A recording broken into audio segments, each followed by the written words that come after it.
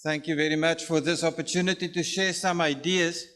When I got the invitation, I thought about Jannie.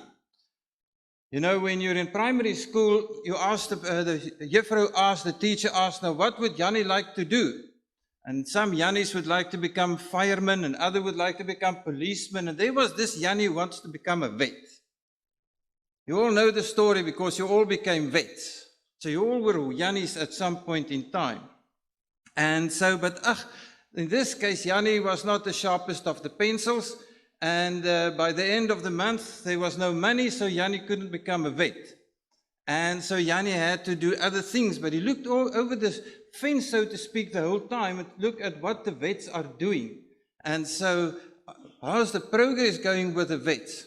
So today, Jannie is very fortunate to be here with you. So, from the wannabe vet, I'm going to share some ideas with you. So, Marika said, well, I'm outside of the profession, but yeah, I'm a wannabe vet, historically speaking. So, going to touch on the economics of restoration and the restoration of economics, because they are the two flip sides of the same coin. The environment is degraded because the economy is broken. The economy is broken because the environment is broken. It's that simple as it is.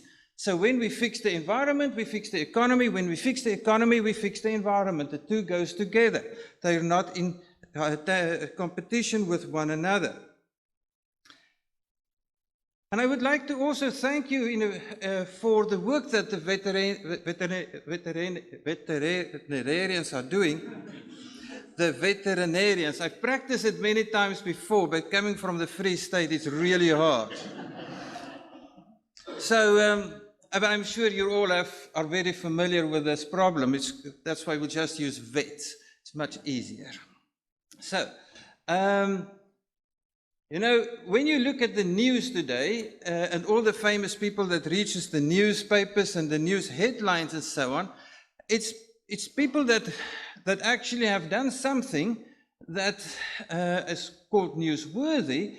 Well, the question is, why is it newsworthy? Because it's often bad news that sells, not good news.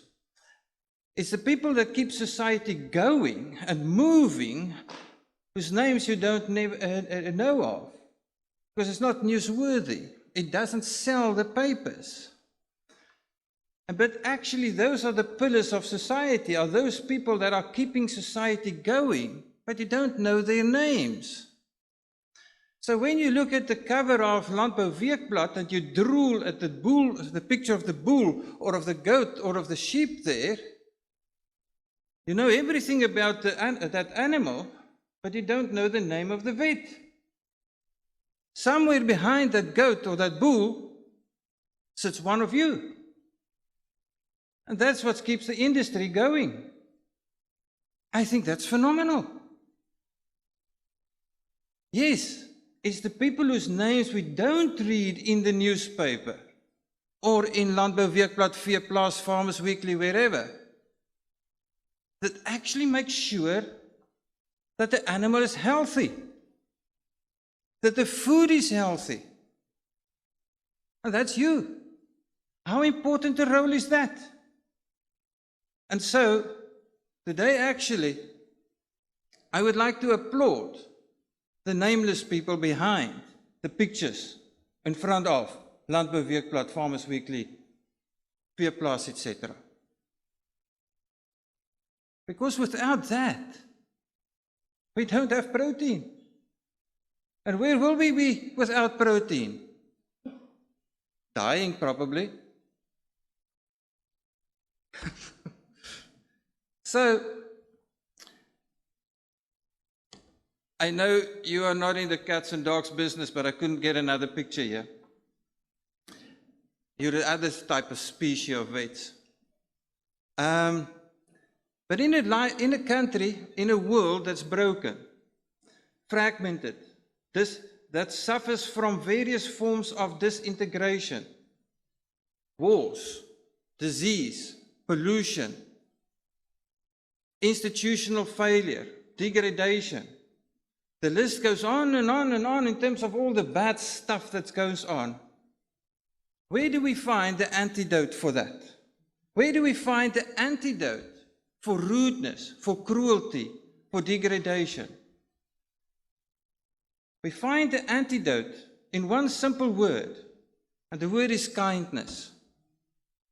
And I would like to talk one little sentence about this concept of kindness. What the definition is of kindness.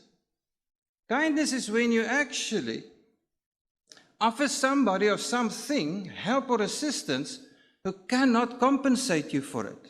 That's kindness. When somebody or something cannot compensate you for it.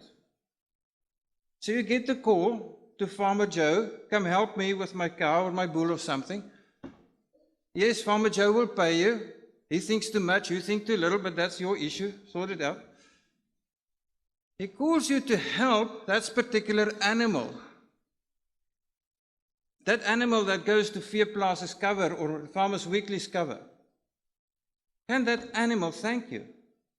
The answer is no. He cannot. It's an act of kindness to help that animal out of distress. Your decision, as Paul has said, your decision to help that animal is an act of kindness. And the world can learn from that. To do something to somebody or something who cannot compensate you just because you care. I think that's great. I think that's the epitome of how we can actually heal society by caring more and by offering kindness. So I would like, as an economist, I would like to advise and suggest that you should think of kindness as an export product. Because that's what the industry does. It's kind to things that cannot thank it. Yes, you get a handshake from the farmer, but in the end, you've decided to become a vet, not to get that handshake from the farmer, but to serve things that can't thank you, animals.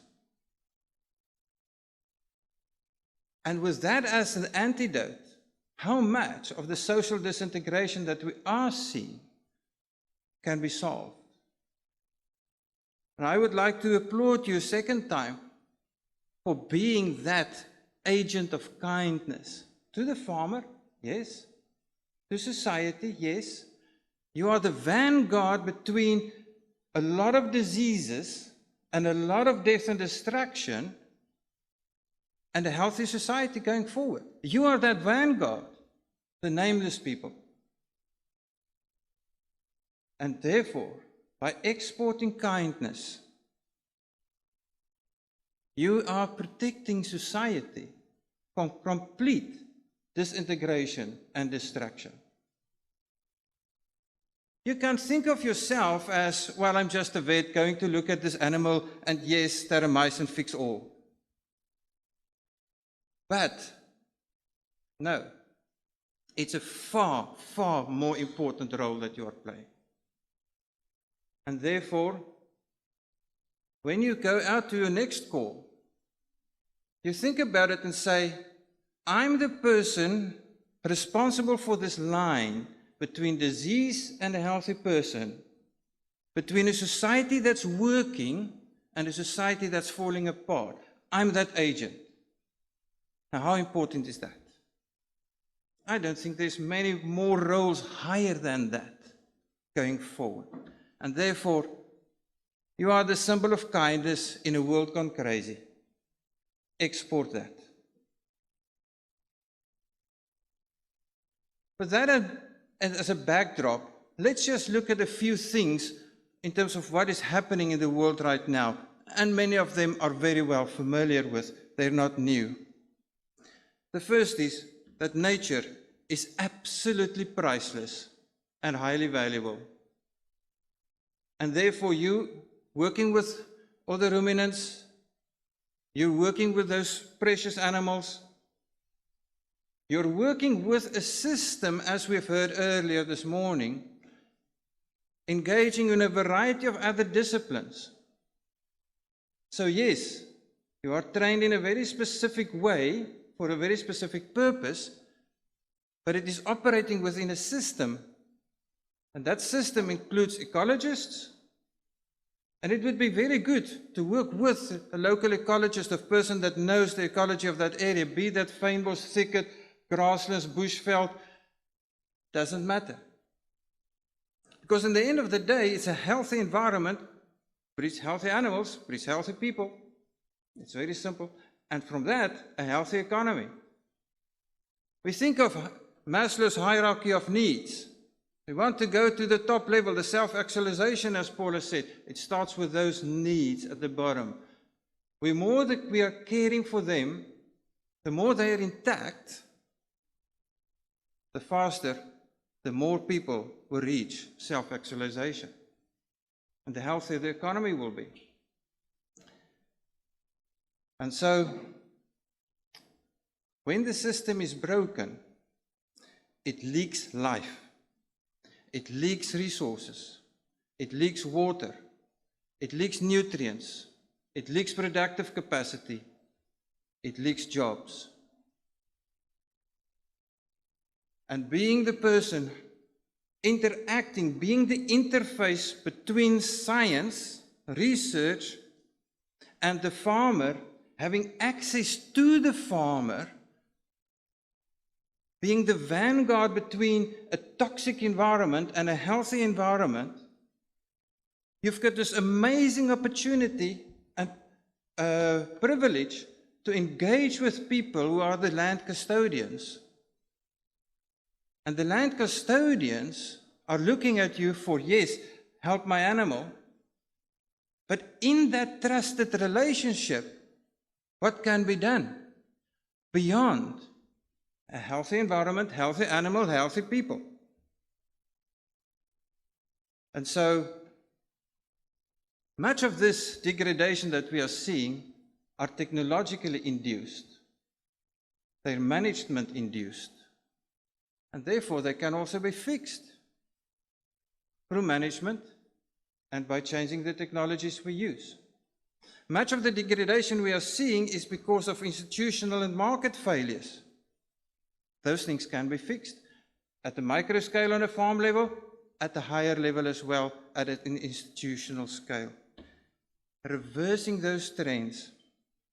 The consequences of the degradation and the environmental collapse that we are seeing, which should not be our destiny because they can be changed. It can be changed by people on the farms, and we're going to talk about that shortly.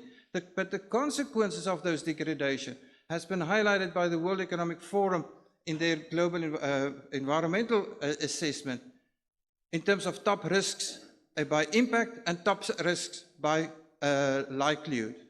The top risk by likelihood is extreme weather, climate factors, action failure, human environmental damage, infectious disease, biodiversity loss. The first 5 items that has got economic threat to the economic potential and future of the world, environmentally related, and you're involved in all 5 of them.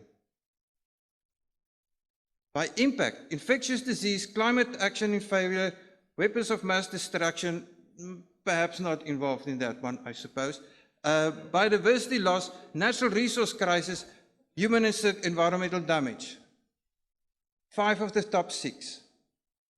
The vet can make a contribution to reduce the risk on the economy by the engagement through what you do with the farmer.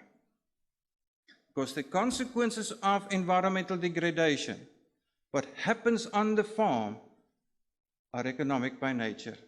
There's got economic implications, and the reverse is also true. When we can fix those, we can actually fix the economy. The two goes hand in hand. So, what are some of these solutions? Because it's one thing to just lament the problems. We can carry on forever around that. But where are the solutions? The silver linings. And the answer to many of these global problems actually lies at the local level with the farmer. FAO has, in a study last year, indicated that there's 608 million farms globally. 90% are family farms. 70 to 80% of farmlands and 80% of the world's food production are produced by family farms. Imagine, can we dream a little bit? An army of 608 million restoration practitioners. 608 million restoration practitioners. Job done. The world is a different place. Immediately. The farmer becoming your restoration practitioner. Fixing the land, restoring the land, healing the land, and through healing the land, healing people. And by healing people, healing the economy. There's a workforce out there, 608 million, to do the job. The problem is not a lack of people. The problem is not a lack of money either. It's the connection in between. It's the connection between where the people are and where the resources are. It's an institutional disconnect. Because the land under agriculture is earning 2.4% of income globally, but it manages far more than 50% of the land globally. So it's responsible for land management. In various different countries it varies, but between 50 and 70% of the land of the country that has to be managed by agriculture, but it earns 2.4% of the income. The urban areas are earning 97% of the income, and it manages 3% of the land area. Now, it's quite easy to manage 3% of the land area if your income is 97%. It's pretty hard managing 60% of the land area if your income is 2.4% of the total. It's a complete disconnect. And if you talk about inequity, well, that's a big one. The land area under agriculture is host to much biodiversity. Biodiversity, the ecosystems, the pictures that we've seen earlier, that's responsible for water treatment, water purification, climate change regulation, carbon sequestration, carbon storage, nutrient cycling, all those big systems that is coming out of having a good biodiversity and a healthy, intact ecosystem in place. And produces more than 90% of the food, all under agriculture. The urban lands, very limited biodiversity, and produces very little food. So where the solutions to many of the problems that we've highlighted earlier lies, agriculture, and where the resources are, urban areas, is the disconnect. Fixing the disconnect and fixing the world's problems. But we can think globally and say, well, the world's big. I live in some obscure little dorpie somewhere.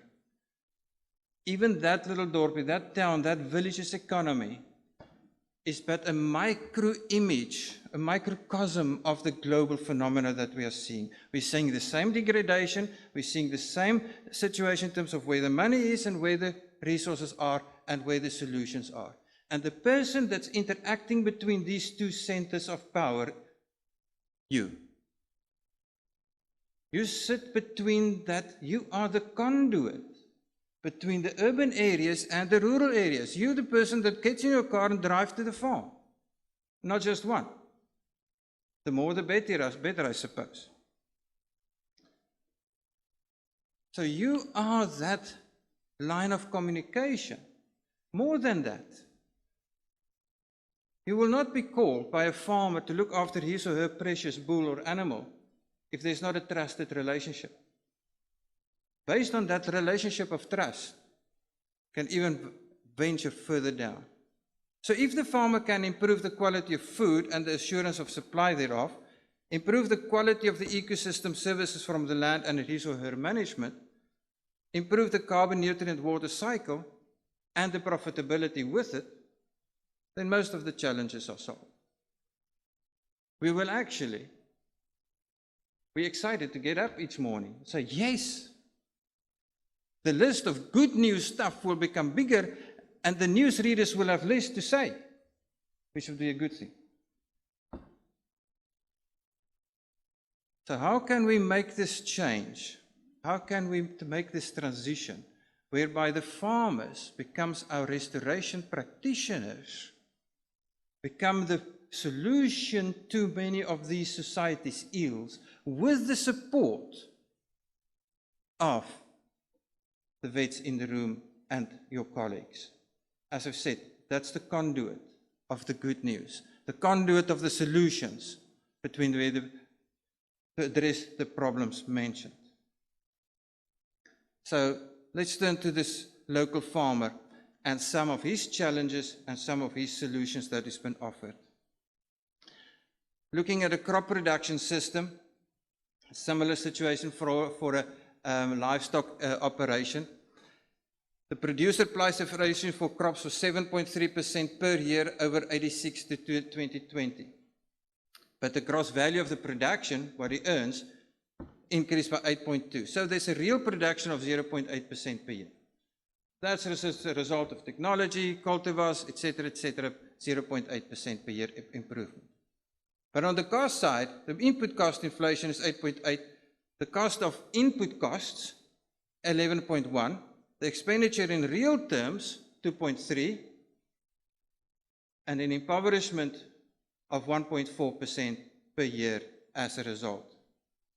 Because farmers bought 2.3% more inputs in real terms per year to grow production in real terms by 0.8%. The consequence thereof is that if you started with a profit of 100 Rand in 1986, that profit will now be about 60 Rand. You're still making a profit. Still making a profit.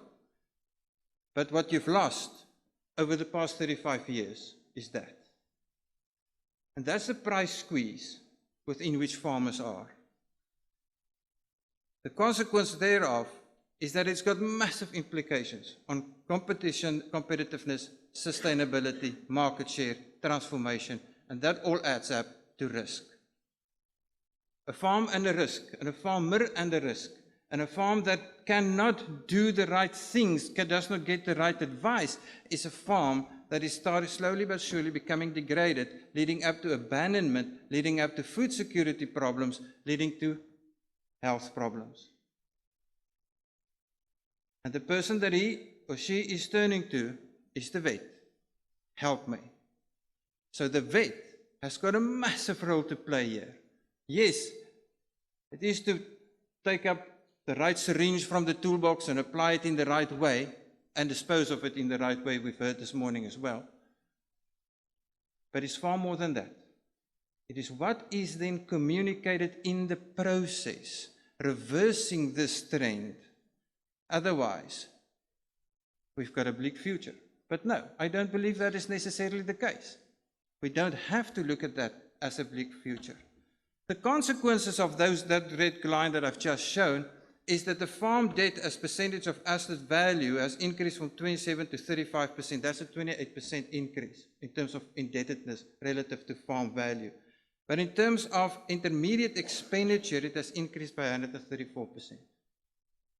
So in other words, there's virtually no money left for investment, except to buy the cruiser bakkie, of course, but that's a different case. So intermediary expenditure as percentage of farm debt from 37% to 86% in 35 years. This is not sustainable. It cannot continue. It has to change. Now we know the farmer is a solution to many of the problems, but he or she is in a squeeze. The squeeze is acknowledged by Grain South Africa. This graph, this table comes from the Grain Production Estimates, Crop Production Estimates Committee, released late last year for the 2021-2022 season. The top row gives you the producer prices, a range from 1,800 Rand per ton up to 3,800 Rand. And then down in the rows, you've got your the yields, 5 to 7 tons. In the heart of the matrix is then what you will make per Rand per hectare. So you either chase a lot of producer prices or a lot of yields in order to make it ends meet on the farm. Since 2 months ago, this matrix have been ridiculed. For the simple reason, fertilizer prices went up by 300%. And when this was produced in October last year, Safex price for maize was 3,100 Rand. Safex price that I've checked this morning, 4,600 Rand. It's off the charts from this one. This top line, the producer price one, is what drives affordability. The more expensive it is, it's good for the cruiser, I mean the farmer, but it's very bad for the consumer. At 4,600 Rand that it's now, you can imagine what the effects thereof is going to be on the entire value system by October. And now to the solution, the regenerative farmer. A completely changed mindset. We've heard the word earlier this morning as well. A new paradigm, a new way of farming, where the farm is no longer just a piece of a space in terms of hectares that you need to occupy, but it will become a haven for life and to regenerate life.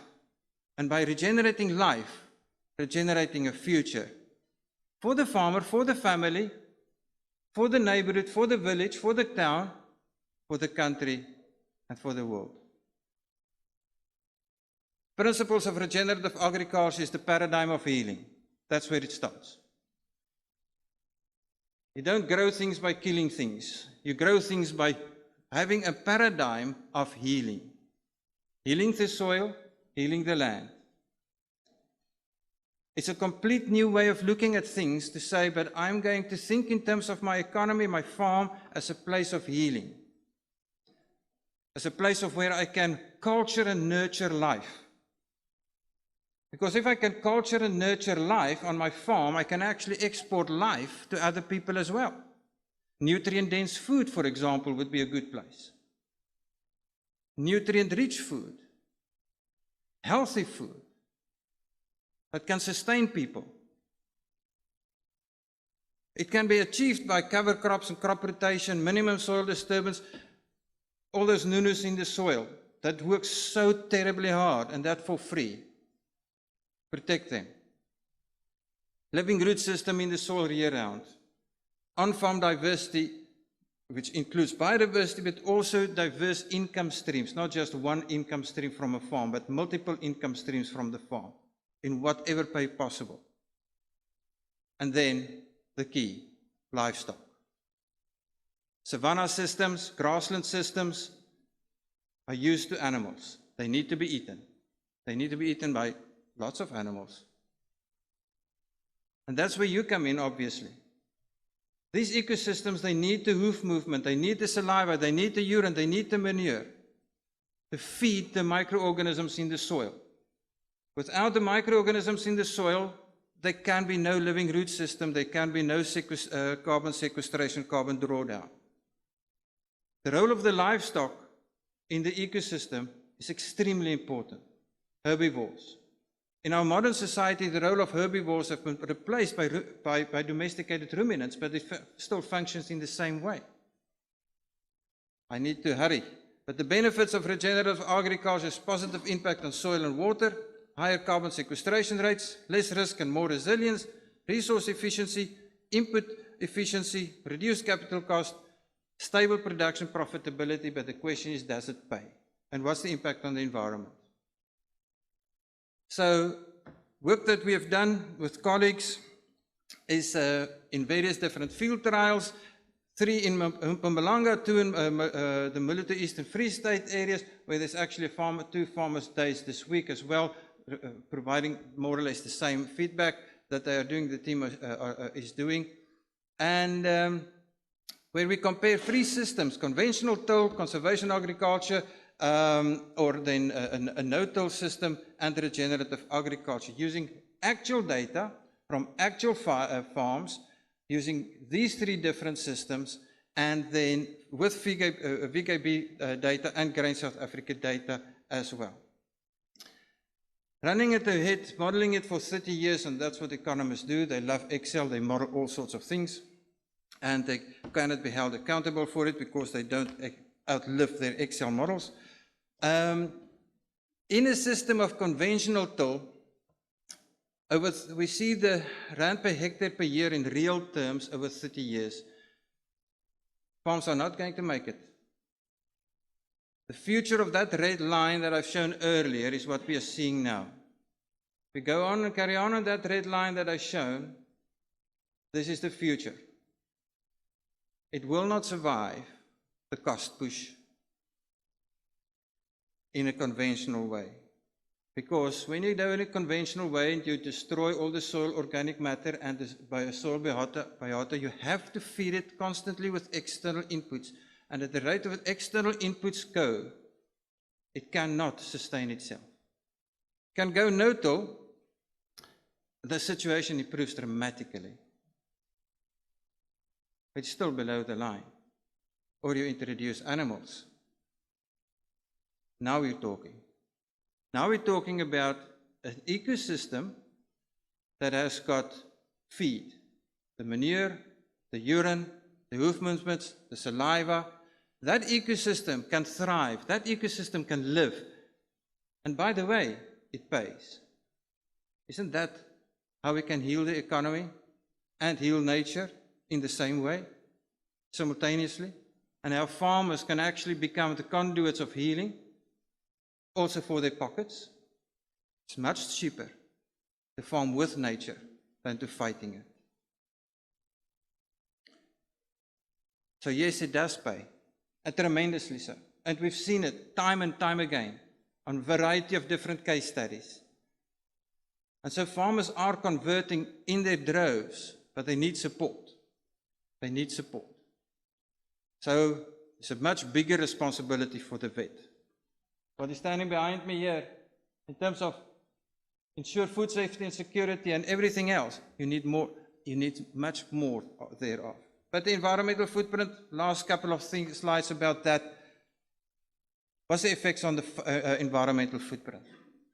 When we think of converting from conventional systems to regenerative systems, you save on the operating side up to 2 tons of CO2 emissions because of reduced chemical fertilizers, synthetic fertilizers, as well as reduced fuel use. 2 tons per hectare. And then you add the soil organic matter of about 1.5 tons of CO2, or then 0.25 to 0.345 a ton of carbon, which translates to about 1.5 tons of CO2. The net effect, about 3 to 4 tons of CO2 that's either been stored or avoided per hectare on a regenerative farm. But then there's the cow in the carbon shop, or is the bull in the China shop, methane, and the methane effects. Published a paper earlier this year and looking at that specific question, what is the effect of methane if you're having a livestock? We've considered all the elements highlighted in the circles. What has been sequestered in the soil by the dung, emitted also then in terms of enteric fermentation, as well as the carbon footprint through the heat losses, etc. So all the things that's in the circles we've calculated and measured, and all the things that's not in the circles we've not measured because they are site-specific or farm-specific. We've also looked at it slightly different by looking at one cow over a lifespan. Most analysis nowadays looks at it from a herd in a static sense. This herd today, what is your footprint? But you don't have a herd to measure the herd for today. You've got a cow in order to produce babies. That's the whole point of having a cow, is you want to have babies. So we looked at this one cow system over her lifespan and asked a simple question: what is this cow over her lifespan's methane footprint, well, methane and carbon equivalent footprint? Because if you can have a one cow plus her offspring, their footprint, well, then that applies for the entire herd as well. Just multiply with the number of cows that you have. In degraded soils, less than 20% of the carbon that's in the dung is absorbed by the soil. The rest are being oxidated. The degraded soils, the manure that lies on the soil gets oxidated. Healthy soils, where you've got soil biota, the carbon that's in the manure is getting absorbed by the soil, and it gets drawn down by the soil. Up to more than 80% of the carbon that's in that dung gets absorbed in healthy soils. The whole story about global warming potential, either Looking at new definitions, it's much closer to 8. And well, we have to look at it over its entire lifespan, the cow. And looking also at the metabolic contributions thereof by growing it. Looking at your calf as like you're looking at small trees, saplings.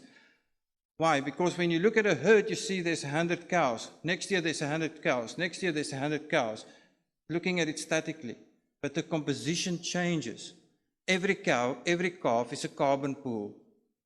Every new calf is a carbon pool that absorbs carbon. From where? From the grass. Where does the grass come from? Carbon come from? From the air. And so every calf sequesters more carbon because it's a carbon pool.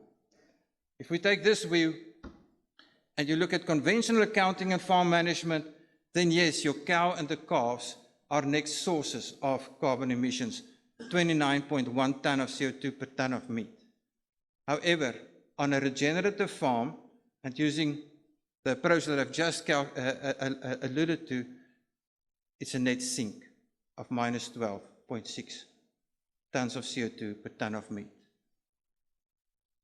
You can actually sequester carbon using cattle.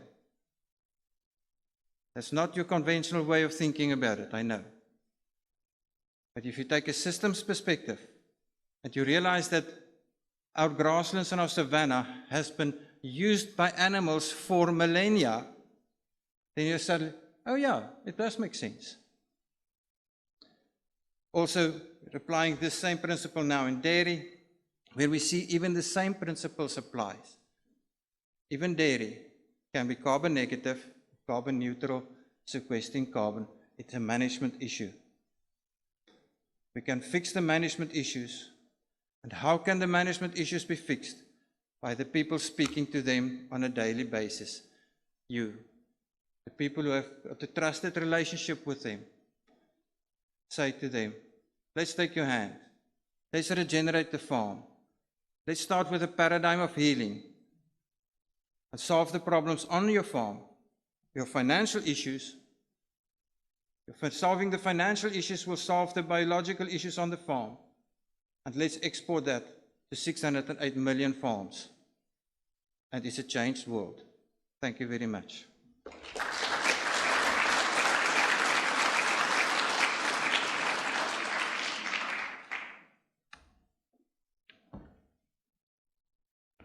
Thank you, James, or should I say Yanni, the wannabe vet. We are thankful for your input, because we wouldn't have this way of thinking if you were a vet.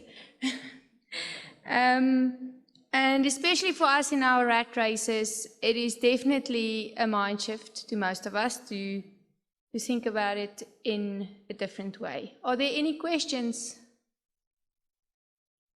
Okay.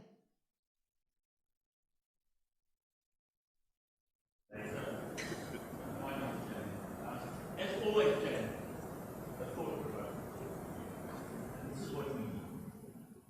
Ask you one question. How do we get people that have been trained to think in a reductionist way? How do we get them to start thinking in general? And start thinking about how do we create anti-trade offers? Because if we don't do that, we're behind to know it.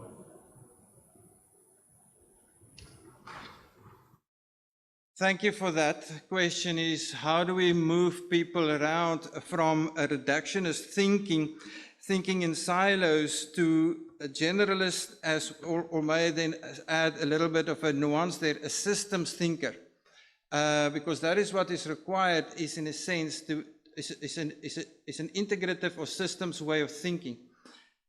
I have sort of two hearts about it. The one is, you have to expose people. I'm an economist. I've been trained as a mainstream economist, not because I wanted to become an economist, as you know by now, but and I worked for the South African Reserve Bank as an econometrician modeling for the South African Reserve Bank. More mainstream than that you don't get. It is hardcore mainstream. But exposure to, well, people like yourselves, ecologists, I've opened my eyes that there's a different world. So the first answer to your question is exposure. The second answer to the question, I think, is the willingness to learn. Exposure without the willingness to learn is not helpful. It will only create more criticism. Because you will be exposed, but you will use that opportunity to be exposed to something to criticize somebody else. But being exposed to differences and combined with a willingness to learn will help in achieving that paradigm shift that's required. South Africa is blessed with some of the most remarkable regenerative farmers in the country, in the world. Go there, see what they're doing. Go to those farmers' days of regenerative farmers. How do they do it? And then, because they were, and their dads were, mainstream conventional farmers, so why did they make those changes? So we've got this amazing laboratory on our doorstep, basically, with those farmers. And through exposure and the willingness to learn, I think it is not just possible, I think it is a foregone conclusion that we will be able to broaden the breed of generalists or system thinkers. Thanks. Thanks. Thank you. Chris also has a question.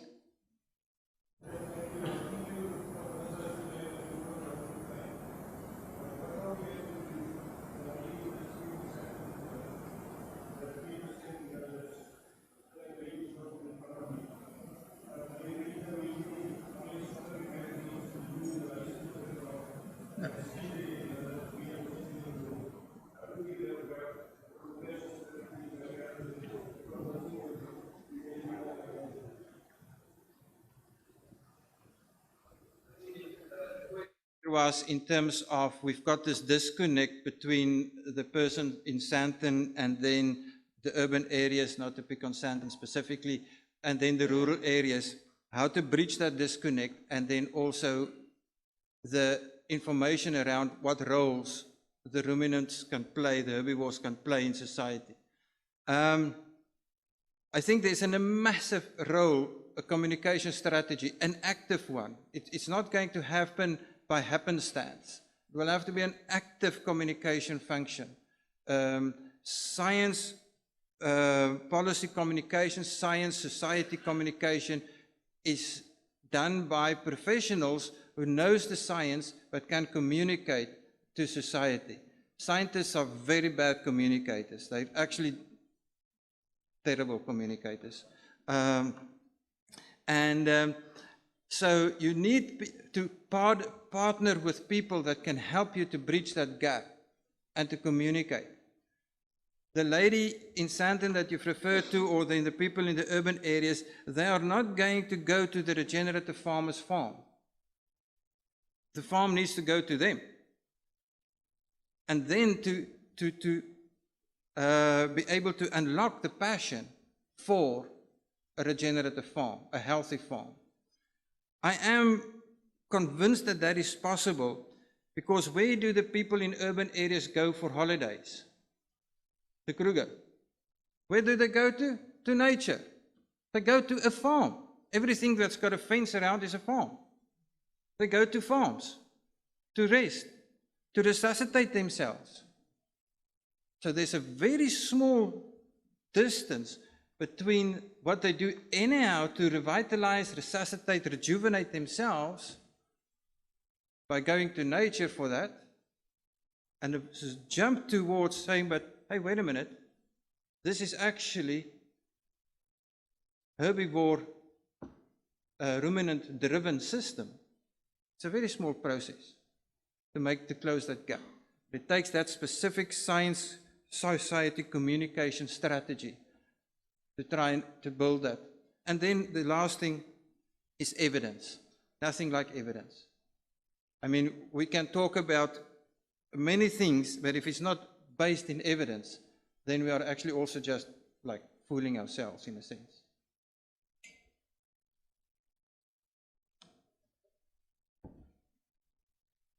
Thank you, James. Papa?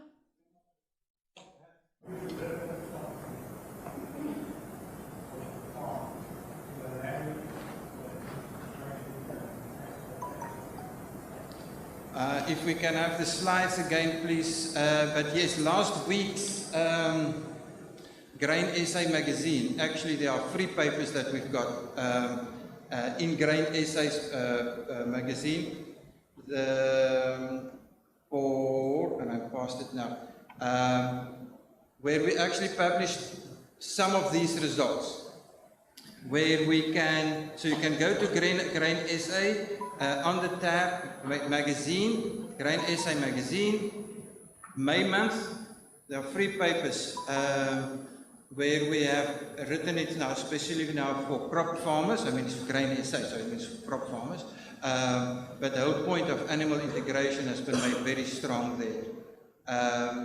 And yeah, it was online from last week. Let me just hunt the specific reference. It must be here somewhere.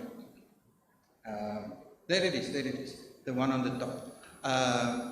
So we are trying to do that. And then I must say, not marketing anybody here, but there's been a lot of farmer days, among others with both Farmers Weekly as well as Landbou Weekblad, to try and take this to the farmers. And as I've said, there's 2 farmer days this week where some of these results are being shared with the farmers on Practical Farmers Days. There was a hand at the back. Sorry, no rule need to do everything ourselves and take on one more like father and like those conferences and that sort of thing. But we're also going to need people in context media to keep doing it. We'll have a video on the business inside of our website. We use protocols and about reward for somebody that moved the water. Bird catching grass, I mean, that's not a solution. That's what goes on for this. That's what it's called. The antithesis of what we try to do here. So, now we need to do everything from our level. We also need to do things. We need to help these dogs.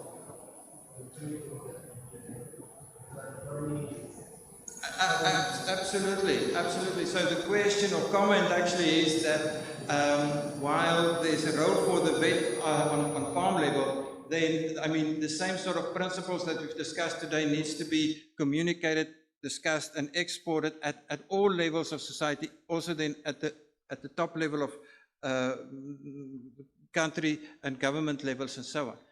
And I think that's where the council, RuVASA, institute bodies, science committees, and so on, plays a huge role in order to provide that interface there, to act as that interface there. To also, in addition to animal welfare, animal health, etc., also communicate things in terms of the sustainability that it takes a much broader perspective of it going forward. The individual vet speaks to the farmer, the society speaks to the minister. And it works in close collaboration with one another. There's no tension in terms of what message goes to the farmer and what message goes to the minister. It's the same message. I think that harmonization is incredibly important to be able to operate at all the different levels of decision making. Otherwise, yeah, you will have conflicting messages, and there's nothing like conflicting messages to confuse, and then nothing happens. Thank you for that comment. Any more questions? Everyone?